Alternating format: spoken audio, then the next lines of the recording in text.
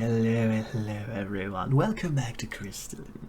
Hope you're doing well. I'm doing well.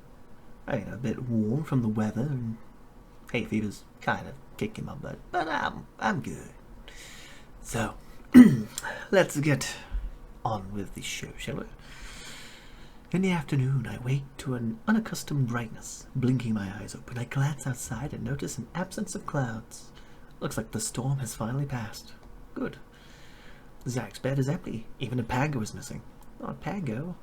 I guess I'm the last one up, considering it's already midday. Wow, my character's lazy. Even I get out of bed at like 10 a.m. I hurry out of my bed and rush to get ready, then head downstairs. The team is already there, gathered around a table. They greet me as I arrive. It looks like the storm has passed. Correct, which means we are able to resume our journey to Allendale. Not exactly. We've still got some unfinished business. We have to meet up with those men to learn the secret to unimaginable power. I forgot she's wearing that. It's kind of a bit revealing. Alright, those two men from yesterday. Zach gets to his feet. Ready to go? I like a trench coat. I suppose so. Leanna stands as well, but Karen and Amy stayed put. Are you two coming? The invitations were not extended to us. Yeah, plus I think it's a mage or crystal specific thing, so that leaves me out. We'll stick around here and see what else we can dig up and meet you guys when you're done. Okay, it's an original team quest. That's probably for the best. Leanna, Zach, and I exit the inn. Studying the address on the cards given to us, we eventually came across a nondescript mansion. Oh, the backgrounds are pretty. Cautiously, we knock on the front door. There's no response. Since they were looking for mages only, Leanna does a radiant scan from the blank door. A hidden message appears. It indicates to go around to the back entrance, but only when the sun has fully set. Really? We decide to spend our time scouting out the location for all the different exits and get as much of the floor plan as we can figure out, just in case. By the time we are done our extensive mapping, it is evening. Must have been a real pain to do all this in different colors. We circle around the house to the plain wooden door. We knock twice, and the door swings open. Grinning widely is one of the men who recruited us yesterday. He ushers us in through the door and into the foyer, where a handful of people mill about. I take in the marble staircase. That's wood. And pristine tiles. Okay, that tiles. Some people sit on the leather couches as we wait for whatever is supposed to happen to begin. Leather sucks to sit on. Bright light spills into the room and reflects off the crystal chandelier hanging from the ceiling. This room looks more expensive than my entire house back home. I never guessed it from the plain exterior of the house. After a few minutes, a man with slick black hair approaches with open arms and a shining... Welcome! The room quiets down into silence as he greets us. I'm sure you're all wondering why you've been invited here today. It's because our expert talent scouts spotted a commonality within all of you, an unmistakable ability, a mastery of the elements. A few people sneak glances around the room. I look at Leanna, who is watching the speaker intently.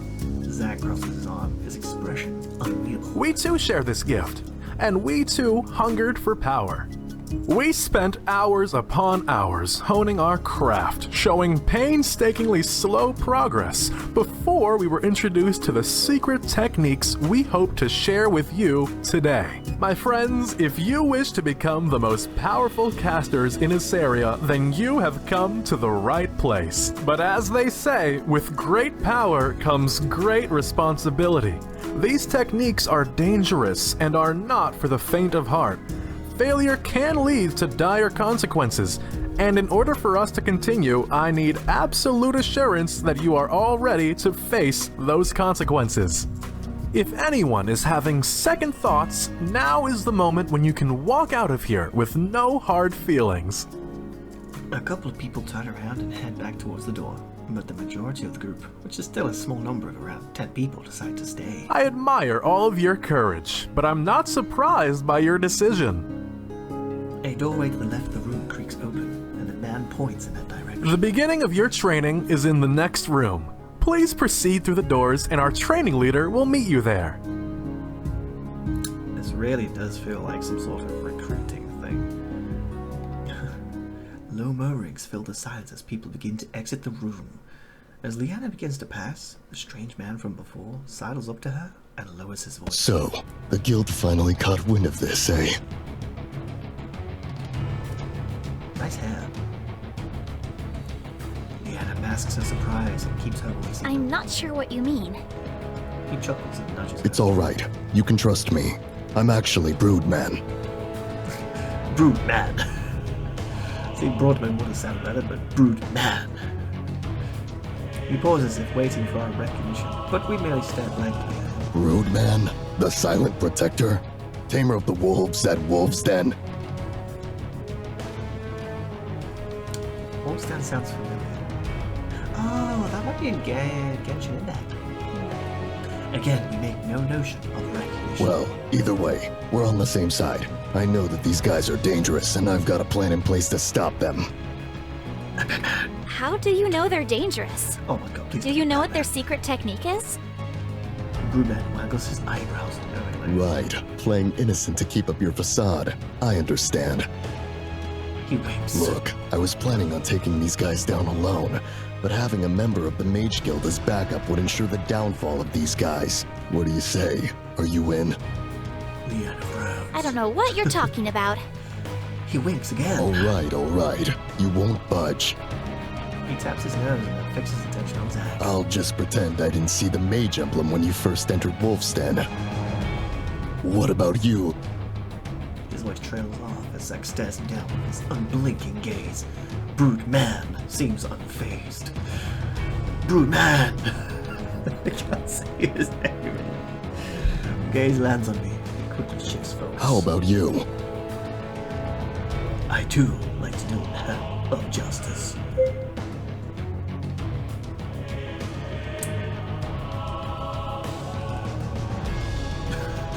I got it. I lower my voice to a raspy whisper.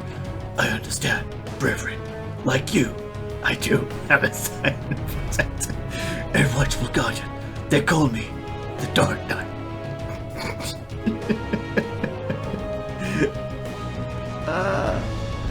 The other shoots me a warning look, but Broodman looks intrigued.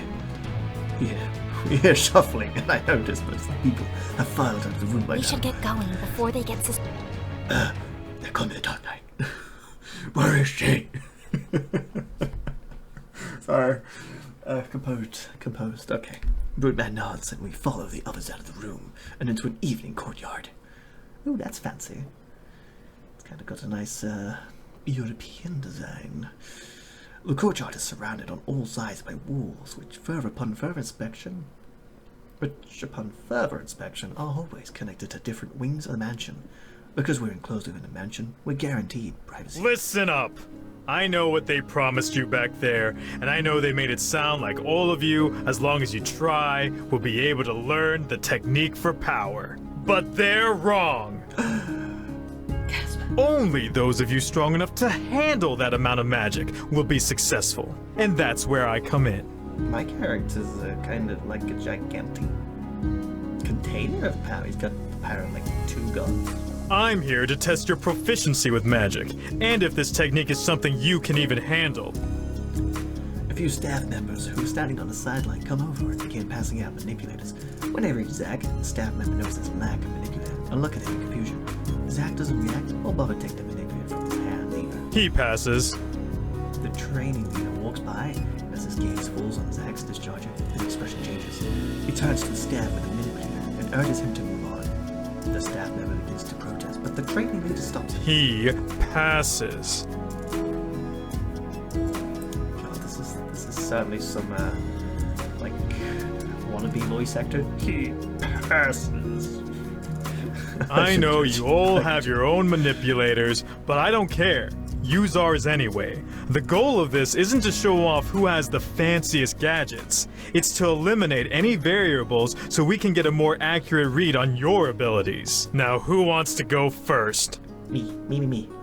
One person steps up and attempts to cast a gale, but his nerves make his arm unsteady, and he keeps losing focus. Enough! The training leader shakes his head, and the man hangs his head. Yeah, some of this is really a bit weird. The staff members lead the man out of the courtyard as the next person steps up. One by one they go until it's my turn. My blood runs cold as clammy sweat covers my body. Let's go. We haven't got all day. I close my eyes and breathe deeply. I can do this. Just remember my training. Once my hand steadies, I raise my arm and channel a gust of wind as I've done so many times before. I picture Liana watching and encouraging me, and sure enough, a gust of wind flows through my fingers. The training leader frowns, unimpressed, but the staff member who took my energy reading races over to his side. I'm pretty sure I can guess what's going on. It took a scan and said my energy levels are off the charts, and yet somehow my casting skill does not equal the energy I possess. Pass. For now. Wow. Harsh much.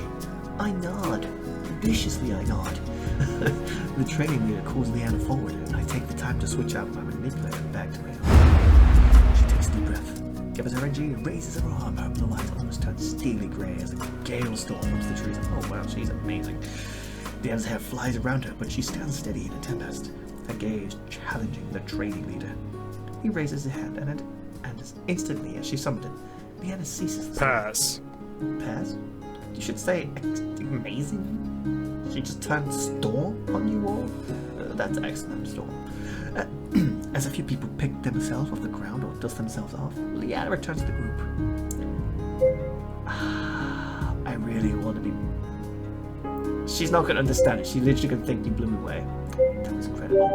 Wow, that was absolutely amazing. She blushed. It's been a while since I had to cast something like that. I like the collar thing. It's kind of pretty. I wouldn't have known you were a natural. Thanks. You did well too. Thanks. I continue to move through the tests. Zach silently slinks over and joins us as Liana surreptitiously, I said the big word, switches back to her manipulator and does a scan of her room. She frowns at the results and lowers her voice so I can barely hear her. I'm getting the same strange absence of energy reading that we got back at Stonecrest. I can't remember Stonecrest. Do you think this has something to do with void? She nods. Her expression is grave. A guard approaches Liana and she quickly puts on a smile. Ma'am, I have a message from the site commander. He wishes to meet you. Oh? Oh. In his private quarters. Don't go. Oh. Don't go. For once she can't hide her surprise. The guard leaves momentarily as he goes to speak with the training leader. Liana turns. We need to figure a way out of this. There's no way I'm going into the commander's private quarters. Damn right, you're my waifu. You have to. What? What? Quiet! Liana lowers her voice, but her tone is just disturbed. Do you have any idea what an invitation to his private quarters means? Of course I do. And that's why you need to go. This is your chance to get inside and find out if this is a part of Void's operation like you suspect. Yeah, you would make a great spy. She frowned. There must be another way. Probably. But not on such short notice without an all-access pass to the most secure place in the entire mansion. Remaining quiet as Zach's words sinks in. Then she grows. You're right. This is the perfect opportunity. What about us? We'll find a way inside and catch up with Liana. When you get to his quarters, make sure you leave the door unlocked so we can get in. I will. But you two better hurry up. I do not want to be alone with him longer than I need to. The training leader looks annoyed and waves the guards away. As Bruman, he falls silent as he returns to collect Liana. She throws us one last warning look before leaving. So, how are we going to sneak in? We need a distraction.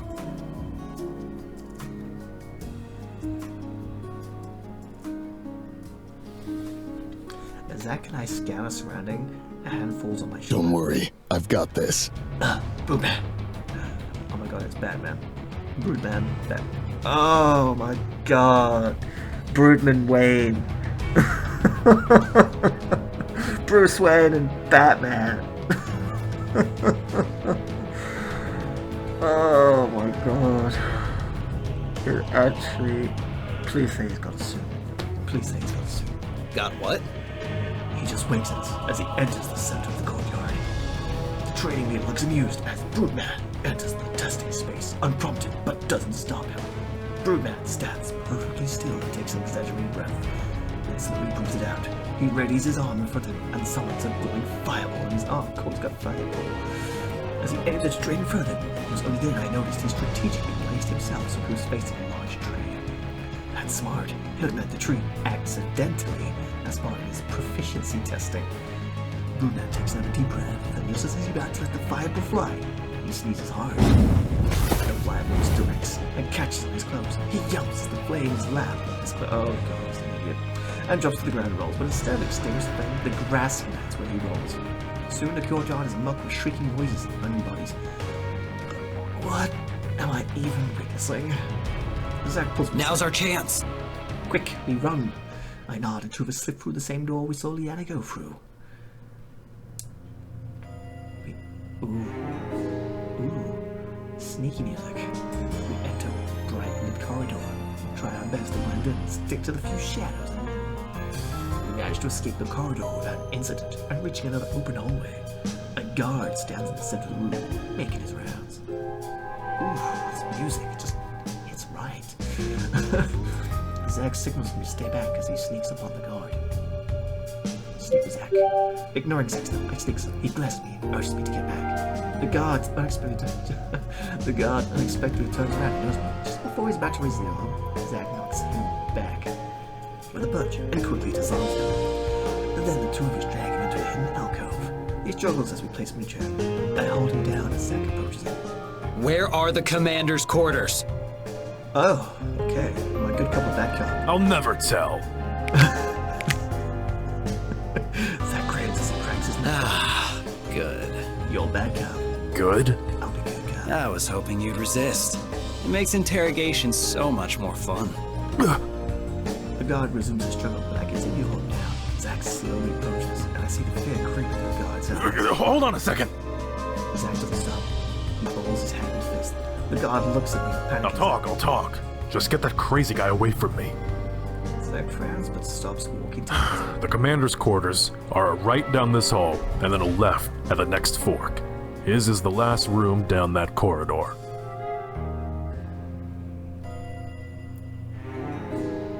That's all we needed. How'd you know he's telling the truth? Thanks. With one knockout punch, the guard falls unconscious and the two of us hurry off. You know, it'd have been nice if there was like a sort of Batman bam. And we turn down the hall and face Zack. I'm surprised that went so easy. He sighs. I know. How disappointing. I like you, Zack. I look blankly at Zack. Okay then. We see through the corridors and remain unspotted as we follow the guard's instructions. We recognize the commander's quarters immediately and see the two heavy mahogany doors at the end of the hall are slightly ajar. Why are there no guards in front of the quarters? Isn't that suspicious? Not if the commander's got a woman in his room. My woman. Fair point. We slip into the room and are immediately greeted by a frenzy of whispers from the other. Oh, finally! You guys sure took your sweet time. That's pretty. Calm down. We got here as quickly as we could. Where's the commander? Liana points to the locked door. That must be in the bathroom. He went to freshen up. She shudders as Zack crosses his arms. Okay, then what are you doing just standing around here for? Get in a position. What position?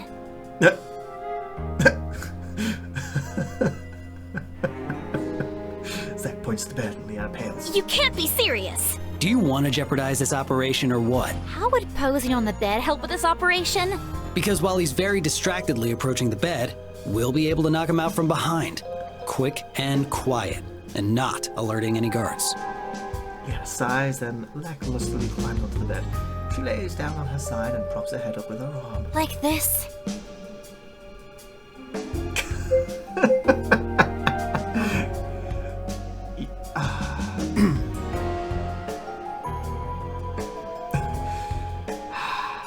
got to. I've got to go and let me show you how it's done. It's the most interesting one. I shake my head. Leanna moves over. She moves off the bed and I take her place and lay down on my back. Sling one arm over my head, I raise one knee up. This is what you should be doing. She tries to hold in her laughter as I move off the bed. Zach frowns. No, that's not right at all. You have to be more inviting. Really? Zach... Oh. Zach lurches on his stomach and bends his legs up at the knees as he rests his head on one of his hands. This is the most effective pose. Are you kidding me? You look like you're sunbathing at the beach. That's not alluring at all. Oh my god, I wish I could see that now. You don't know what you're talking about, woman. I think I'd know a thing or two more about flirting than you would. Oh, please enlighten me, sailor. Leanna's face flushes at the memory. She's about to argue when the door to the bathroom flings open, and a new man stands across the door in nothing more than a too-revealing Speedo. Apologies for the delay, my sweet. I wanted to make sure that I was in...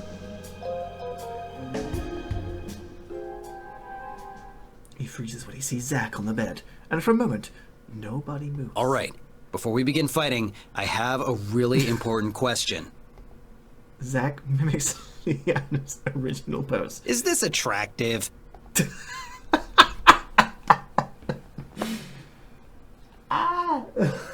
The commander's face turns red with rage. No! Thank you, that's exactly what I said. Well, it would have been attractive if I were doing it. I'd agree to that if anyone cares about my opinion. Ooh. The commander roars out in anger. Zach rolls off the bed and his discharges in one smooth motion as Leanna's manipulator grows. I pull out my sword and ready a fighting stance. The commander glares. Do you really think that a bunch of amateurs can take out someone as powerful as I? You fools will regret ever crossing paths with a Shadow General. He raises his arm and readies a stance, then his face falls as he realizes he's naked. Oh, shit. Language. Zach shoots a blast which knocks the commander down. He smashes his head against the dresser and falls to the ground with a heavy thud. Leanna rushes to check him, her sword at the ready, but he's knocked out. I sheath my blade. Good job, everyone. That was easy. They aren't so tough without their magic. Leanna has her manipulator out and performs a scan. He said he was a Shadow General. That just confirms that this has something to do with Void. She's suddenly focused on an area on the floor, prying up the floorboard with a large bag filled with dark Tainted spheres. Definitely Void. We can't leave the spheres here. We have to take them. We'll be too conspicuous lugging this bag around. But it would be even more dangerous to leave them here for them to use. Also, what should we do with the Shadow General? Just leave them here? He shrugs. Suddenly, the window crashes open. We rid ourselves for another battle, but we recognize the figure as Broodman. He dusts himself off and heads straight for the commander. Finally, we meet again. They know each other. Broodman doesn't seem to notice we were there as he continues addressing the commander. For all these years, I have slowly unraveled everything you've worked so hard to build. I have been that splinter that you just can't pull out. And now I am here to finish what I have started. For I am Broodman. You killed my brother. Prepare to die. Oh, I get it. It's brood. Like brooding man. You've killed my brother. Prepare to die. He frowns as the commander does. And even now, you won't give me the decency of even acknowledging my presence. Oh, he's an idiot. He moves in to kick the commander and stop him. Hey, wait! He's unconscious! Broodman pauses. Ah, yes, of course. He was so intimidated by my speech that he passed out in fear. That's not what... Broodman strides the commander, and seemingly without effort pulls him over his shoulder. Don't worry, I'll take it from here. He launches the commander out the new open window. What the hell? We're on the second floor! Oh. He rushes to the window. A fall from the second level may not be fatal, but it can still break a few bones. Luckily, the commander let him rush and looks unscathed. Broodman crosses his arms, trying All according to plan, my friends. He climbs back through the window and lands on his feet beside the commander, then takes him away into the night. We pause as We should get out of here before we attract too much attention. Liana nods. She carries the bag of tainted spheres as naturally as she can and pushes open the door. There were 2 guards now stationed in front of the commander's quarters, and they give us questioning look as the 3 of us slip out, careful to close the door. Where is the commander? Please don't disturb him. He's all tuckered out from our certain activities. She winks. The guard clears his throat uncomfortably. Right, I understand. The second guard looks suspiciously at Zack and me. Hold on. What about you two? Oh, don't worry. We took part in those activities, too. I wink and try to hold back my laughter at their horrified expressions. Would you like us to elaborate? Nope, not necessary. You may go. Zack grins as the 3 of us waltz out the corridor. Because the commander hadn't made it clear what his intentions were with Liana, we had no trouble with any of the guards knowing about, and we were able to exit this mansion unquestioned. We are so amazing. Once we were safely outside, we raced back to the inn. Bursting through the doors, we very urgently scoop up Amy and Kara. Greetings upon your safe return. I assume your endeavors were successful. Yes. Yep, everything's great, but we should really be getting a move on now. We'll fill you in on the details later. Amelia looks surprised, but Kara notices the bag Liana carries and urges Amy. Sounds good. We've been itching to get out of here anyway. Come on, Amy. Let's go grab our things and head out. The sooner we're out of here, the closer we'll be to Ellendale. Amy shrugs and follows Kara upstairs to grab their things. Once they return downstairs, we depart. As we leave Woolston, I spot the familiar dark visage of Broodman. Beside him is a woman wearing a hooded green cloak. She carries a large bow on her back. What are they doing? I slip away from the group and step closer to Broodman, making sure to stay hidden from their view. The woman has braided long white hair and fine lines trace her tan skin. Broodman nods. The deed has been done. Void's operation here will crumble without their commander. Wolf's Den need fear the shadows no longer. The woman nods in satisfaction. ... Suddenly, her gaze slides to me. I freeze, unable to move. What do I do? Broodman notices her gaze and looks at me. He flashes me a broad smile and gives me a thumbs up. The woman's face is partially hidden by the scarf, but she nods slowly, approvingly. Then she abruptly turns and leaps up. She scales the wall and disappears onto the rooftop, silent and graceful, like a cat. She black cat. Catwoman.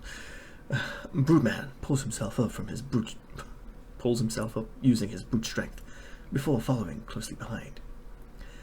At least I know he's doing okay. I catch up with my threads as we continue out of the gates of Woolston.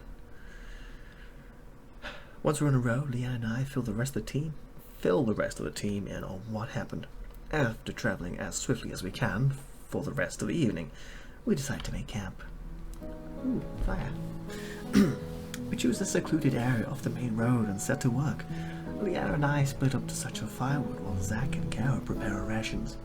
Amy and Noel and her are sleeping back and lights the campfire. The baggo cuddles beside her and watches the dancing flames. Once the food is ready, all of us gather around and begin to eat in silence. Kara playfully breaks the silence. Foiling another void operation. Seems like just another day in the life now. Actually, now you mention it, we have seen a lot of void presently lately. Weren't they supposed to have been disbanded, Mount Lord? Why are they everywhere? Unless every single person who believes in Void's ideals and goals are gone, it's impossible to fully get rid of Void. They've always been around, even after the Tree of Assyria. They're just more secretive about it now. It's just, you won't find them unless you know where to look. Amelia thinks. If what you say about Void and its operations are true, then the most logical course of action would be to alert the Mage Guild or Academy of their whereabouts. They're probably already aware of Void activities and have missions to monitor or take care of things. It's true that the Mage Guild is involved with a lot of suspicious reports of magical activities.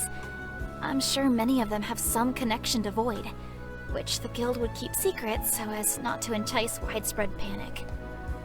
That makes sense. A resourceful organization like that would have some serious flaws in its intelligence. If they were completely blindsided by all of this, maybe not. What has been said seems sensible. Zack points to the bag of spheres. What are we gonna do with those? Someone will probably come looking for them. Liana moves toward the bag. We'll turn them into the Mage Guild of the next city, and let them know what happened. She tries to secure the bag when a blue little head pops up. The bag dives back into the sea of spheres, and we hear contented sighs of play. Pongo! What are you doing in there? She reaches straight into the bag and pulls him out, much to Pango's dismay. He struggles against her grip, but she grabs him firmly. If the Pango absorbs the tainted sphere, will the Pango become tainted too? Amy shakes her head. No, the way a sphere becomes tainted is by becoming supersaturated with energy, thus becoming unstable. A Pongo's absorption of energy is to turn sad energy into fuel. He is unaffected by the type of energy absorbed. Karen looks intrigued. She scoots close to the Pango and tickles him. He giggles. Huh. I never knew that. If that's the case, why aren't Pangos used against Void? Set them into Void's damage to absorb the tainted spheres. Absorbing spheres doesn't happen overnight. And when a Pongo is full, he'll stop absorbing energy. Just like how we can't eat anymore after we finished a meal. Perhaps in a span of a couple months, a Pongo could remove all energy within a tainted sphere. Exactly. The process is just too slow to be effective during a battle. The Pango manages to wiggle out of Leon's grasp and plops down beside me. He stares longingly at the bag, but makes no move to return. We finish up eating and begin to clean up. Afterwards, I stifle a yawn. The stars shine pinpoints of lights amidst the black sky, and the comforting glow makes me even sleepier. We've had a long day. The rest of the group also get ready for bed. I crawl into my bedroll and close my eyes. The night is still, and gradually I can hear the soft breathing of my friends as they each drift to sleep. A gentle slipping noise has me blink. Open my eyes. I see the Pango slip out of Leanne's bedroll and tiptoe over towards the bag of spheres, glancing every back so often at her sleeping form to make sure she doesn't hear. When he gets close, he shuffles the last few inches to the bag and scrambles inside. The last thing I hear is a purring of poise as I drift to sleep. And that is it for today. So thank you for joining me. Thank you for watching. And hopefully, you will be here for the next episode too. I don't know if we'll see Brute Man. It'd be very interesting to see Brute Man. Anyway, thanks for watching. See you later. Love you guys. Bye. Mwah.